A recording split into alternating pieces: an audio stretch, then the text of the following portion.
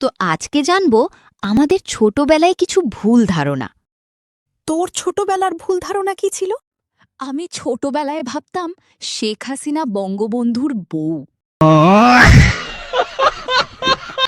তোর ভুল ধারণা? আমি ভাবতাম আকাশের উপরে বিদেশ। আচ্ছা, এবার তুই বল। আমি ভাবতাম টিভির মানুষগুলো টিভির ভিতরেই থাকে। তোর ছোটবেলার ভুল ধারণা কি ছিল? আমি ভাবতাম চাঁদ আমাদের ফলো করে, আমি যেদিকে যাই চাঁদও ওইদিকে যায়। এবার তুই বল। আমি ছোটবেলায় ভাবতাম ম্যাডামরা স্যারদের বউ।